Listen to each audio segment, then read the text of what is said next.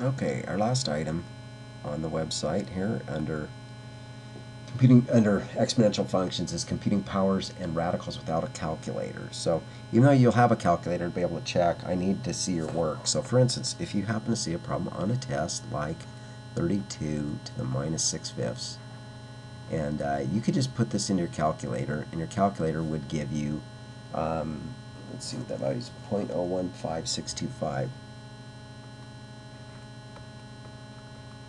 But that wouldn't tell me anything except that you knew how to use your calculator to do an exponent.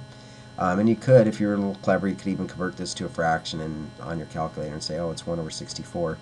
But you would get no credit for this because I need to see that you can, what this means. So the way to unwind this and show your work for this problem, not just the answer, would be we have a negative exponent. So the first thing we want to do is convert it.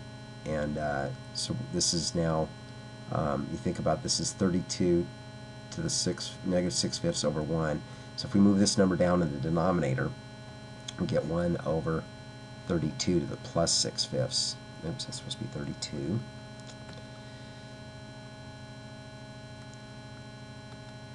Okay, 32 to the now plus 6 fifths. So the first thing we want to do is get rid of a negative exponent by moving it. If it's in the numerator of a fraction, you move it to the denominator. If it's in the denominator, you move it up to the numerator. And now we got to think about what 32 to the 6 fifths means. It's still, all of this is in our denominator. But remember, from the properties of exponentiation, this is the exponentiation. This is the fifth root, because of the reciprocal exponent, fifth root of our base, which is 32. And all of that is taken to the sixth power. Okay? There's our sixth power there. And so now, the fifth root of 32 is just 2, because 2 times 2 times 2 times 2 times 2 is 32. And so that's all of what this equals is 2. And now we still have that sixth power. So this is 2 to the sixth.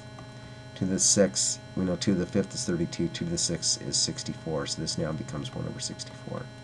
So the correct answer for a problem like this on the test, where you're asked to show your work, is not just the 1/64th, and especially not the decimal value, but these steps in here, showing that you know how to convert the, find the value of that function.